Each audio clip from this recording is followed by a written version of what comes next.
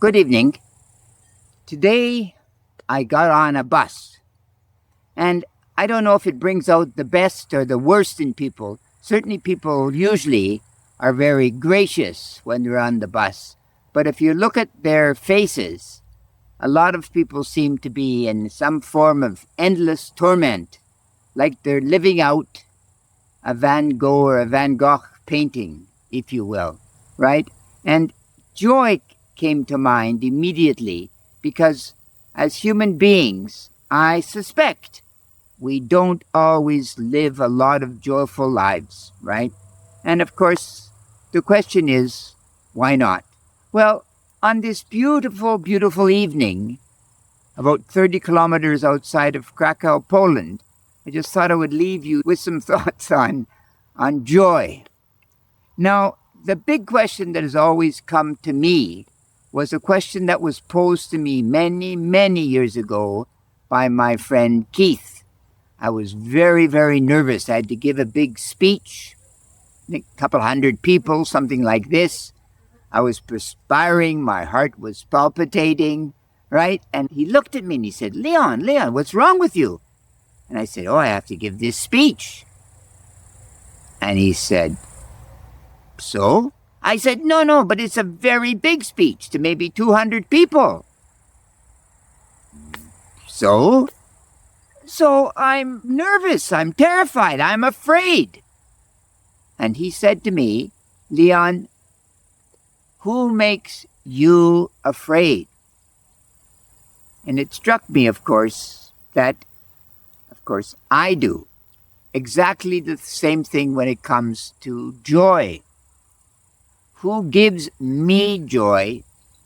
Of course, I do. Now, that sounds very foolish, doesn't it? Because we all know we're riddled with frustrations and emotions on a daily basis. And once we gain consciousness, boy, things just increase, don't we? We have these biological urges to fall in love, to meet a mate, to have friends, to be successful virtually, etc., right? So we're driven into a certain direction. And this usually precludes joy, because joy is something, as we said earlier, that you could only give yourself.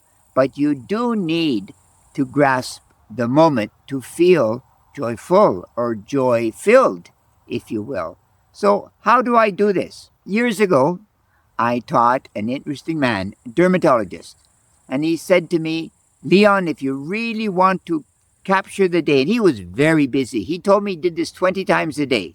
20 times a day, he just stopped and caught the moment for 30 seconds or a minute, just to feel the great gratitude, the joy of being alive. Eckhart Tolle, right?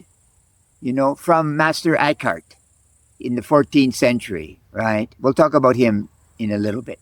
So he said to me, catch the moment. I didn't really believe him, what's this nonsense you're talking about? He was successful and all those things, but he didn't sleep very much. It was interesting. He had an interesting lifestyle. So one day I was a little bit late, and I was on this scooter that they have in Taiwan, a kind of motorcycle without gears, and I'm really going very quickly down a highway, and it just struck me. I was stressed right out, and gosh, it just struck me. Stop for a moment. So I pulled the scooter to the side, took my helmet off, and as soon as I took my helmet off, I could hear the birds, like perhaps you can hear this evening, the birds twittering. I looked around, my gosh, there were butterflies. In the far distance, there were children laughing, like really laugh from their bellies, laughter, joy-filled laughter. And there was a brook bubbling away in the far distance. And it just took me aback, and it took me back to perhaps an earlier time, right? That we weren't so busy. So then I got on my scooter and I proceeded in the day. So how am I going to gain this joy? The first thing I'm going to do is just stop for a moment and look around. Look around at the beauty that surrounds me. Now, of course, if I'm in prison, let's say, or gosh, Viktor Frankl in a death camp, or it just goes on, right? That's a little bit harder to do, and that sounds very foolish at that point to stop. But mentally, you can still catch the moment. You can, no matter how terrible it is, because the moment is your moment. Time is your time. The mind is your mind. Of course, you can catch that moment and look around. And then, after you've caught the moment, I think, will probably lead you to a state of awe. Wow, I'm alive. Me, I'm alive. So you'll have a state of gratitude that comes upon you. So these two things have happened. You've caught the time and you've practiced gratitude. And then you realize, I think, that you can build on this mental imagery as if you're building a mental house of joy and peace. And a lot of that is fueled with memories. Now, all of us, I think, unless we're the very desperate, all of us have some positive memories, some wellspring that wasn't filled with pain and anxiety. Someone was kind to us. Someone gave us an ice cream. Someone gave us perhaps a coin, whatever it was, I'm sure. And we can go back at that moment and grasp that memory, and that helps us build on this joy. Because inevitably, this is a very, very, very, very long life, right? Many people say it's short, but that's just not true. I know from experience, as I've said many times, right? It's a long life, but it's a miserable life if you make it miserable. And all of us know people, somehow they seem to invite the demons. Anything positive happening, right? We spoke about this the other day. Anything positive happening, they can turn it into the negative. Absolutely, right? You're so lucky today. Your children are so nice. No, they're not. They're poorly disciplined. You've made a lot of money. It's never enough. And it just goes on, right? These kinds of people, if you can do anything at all, you can say to them, catch yourself. This is not real, what you're saying. And if they continue, leave them. Keep away from toxic people when it comes to joy.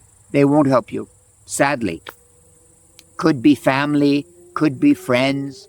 God forbid it's someone you're married to or in a relationship with. These people are toxic. They're poison. They won't help you. You can be an example of joy and happiness and all of those things.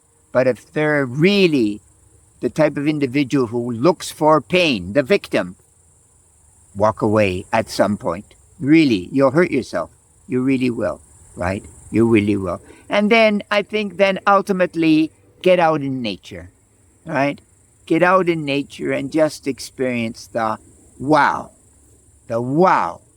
of joy, which is in every tree, in every bug, on this beautiful farm, as we've talked about, right? Just to reiterate, go back and catch that moment, then practice gratitude, then begin to build this house, this life of joy. So think about this. Give yourself joy. We've all suffered in life, but at some point, I have decided, and I think you've decided, to go on and live a joy-filled life. And why not? The universe, God, Gaia, has given me this consciousness. Why not enjoy it? Like, why not? Why not? Really, it seems like such a straightforward question, doesn't it? And all of us will have different stations in life. All of us will have different beauties. All of us will have less money or more money. But there will never be anyone experiencing my experiencing this reality, will there? And it's true. It's true. It's really true. So look for joy. I'll throw in something else. Look for excellence. Always excellence. Why not? And live out that joy-filled life. And you can do it. I can do it. And you know what they say. You know what they say. Critical thinking is everything, especially if you're going to live out a joy-filled life. and critical thinking is great. Truly great. You take care. God bless. Bye-bye.